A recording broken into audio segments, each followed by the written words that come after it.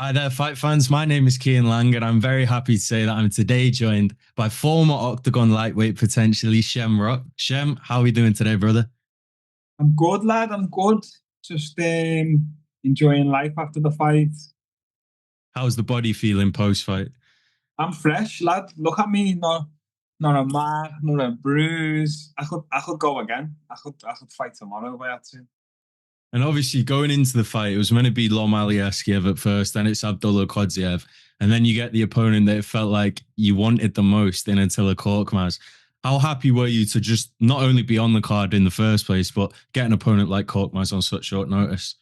Yeah, it was a little bit weird, obviously, because he's 5'8", and then I'm preparing for the guy who's 6'1", so it was completely waste of time for 11 weeks working with specific body types and specific styles. But it don't matter. I was confident no matter who was in there, I beat them. I didn't see anyone on the roster ever posing me a threat in there.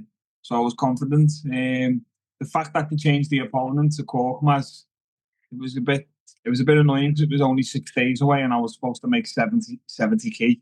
So I was underweight what I would have been if I was fighting at 73. Yeah, that was the only downside. I was happy with everything else to be fighting a German guy in Germany. Um, didn't get a finish. Other than that, I've got nothing else bad to say about the fight. I thought the number six ranked guy on 6 days' notice, who punched up fucking Ronnie and probably got robbed on a decision, who was the former champ. So I don't know, but I'm a free agent now though, so all that's kind of gone now, innit? Yeah, and obviously you mentioned their free agency. Saw the mouth guard walking in with the Dana question mark. Is that what you're hoping for next? I think most people, myself included, are hoping to see you get in the UFC, man. I can only I can only entertain what offers are on the table, can't I? So it's still early days. Um, I know my manager's got to go back and forth with a few promotions, a good few promotions have reached out. Um, we're just looking to see what all offers are on the table and pick accordingly. But now that I'm out of contract, I can kind of say without a doubt UFC is the number one in it. So let's see where I end up. And obviously, looking ahead to the UFC, do you look at all at the division potential opponents that you could get in the top 15 around there?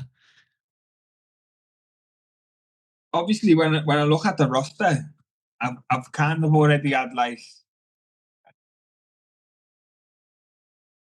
the luxury of being able to see how a guy I train with in the same division matches up with a lot of guys. So we've already been watching a lot of guys for him as well. So now that I'm thinking about it for myself, you kind of got a benchmark almost. Obviously, he's in a completely different place to where I ever would be if I was to sign tomorrow. He's looking top three, top four, isn't he? I'd be more looking at maybe some of the unranked bigger names, some of the lesser ranked guys or guys who've just come out the ranking and that. I just look at the whole roster and just no one impresses me. Put it that way. Yeah. And obviously, looking at it, Octagon's an incredible promotion, of course. Like the shows they put on are insane, the atmospheres, but the opportunity to go to somewhere like the UFC and fight at some of these venues that they hold. I mean, Madison Square Garden, hopefully an O2 arena, something like that. Is that something you think about potentially getting over in front of these huge shows and showing the world what you can do? I'm going to be honest with you, lad. Fighting for the UFC under the UFC banner against the UFC athletes on the actual platform for the whole world to see. That does a lot for me. Like that's like fucking the big thing. But when you talk about big stadiums, lad, not really that, not really that bothered. Like I'd rather fight in Liverpool than Madison Square Garden, lad. For what? For them to tax me 50% of my money? Like I'll do it, and I'll be like, oh great, Muhammad Ali fought in here about 100 years ago, boss.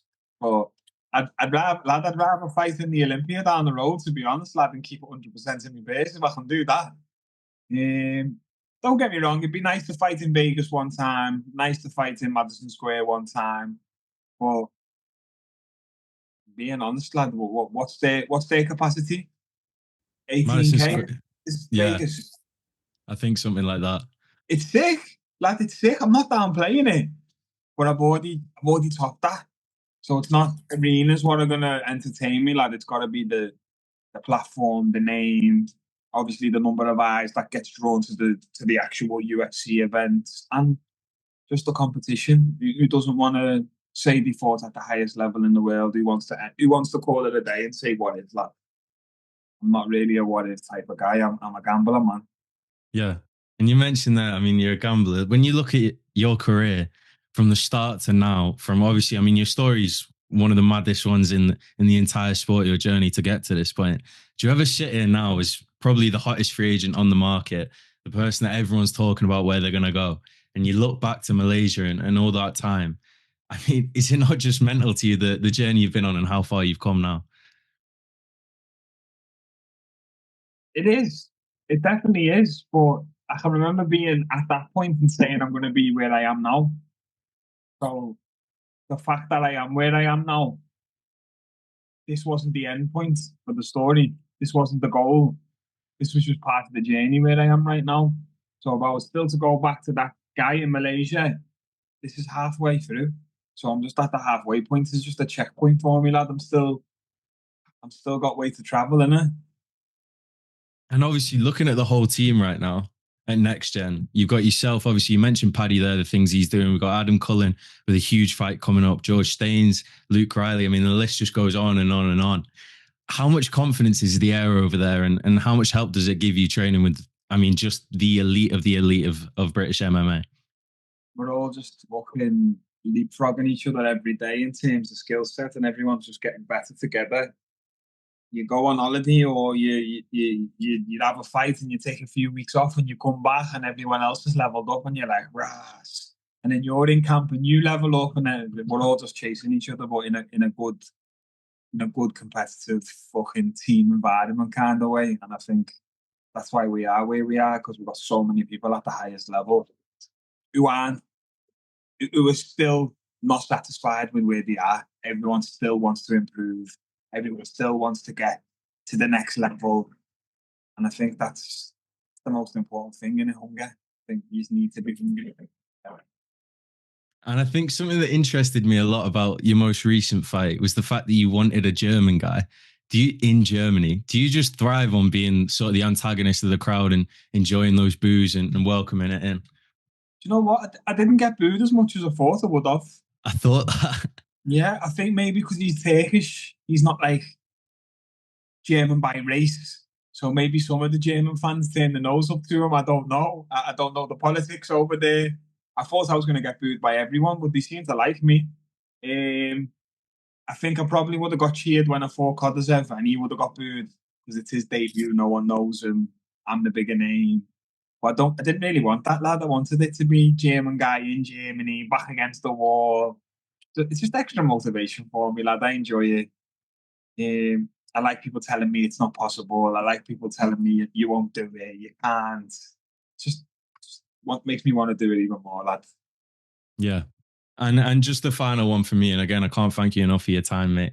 Obviously, we saw Lassen Cater come in the cage afterwards, and you mentioned the UFC and all that. Is there any potential that if that doesn't happen, it could be Octagon again? And if it is, that Cater fight would seem pretty perfect. Um, he doesn't want to fight me, lad. There's no point sitting here, lad, and making fantasy matchups that are going to happen in it. Like, he wants to stay at featherweight. He doesn't want to fight me. If he does come up, he wants to fight other guys. I get it, bro. Like, do your thing. You're the double champ. You got the game changer. You don't need me now. I'm gone. The only way I could ever see me and him crossing paths ever again would be in a training room or in the UFC. I don't see us fighting. Well, mate, I can't thank you enough for your time today. It's been an absolute pleasure to speak with you, and hopefully we see you in the UFC, and more importantly, on a UK card in the UFC, because that's the dream for all those English fans and Irish fans, man. Thank you. Oh, man. Nice one, brother.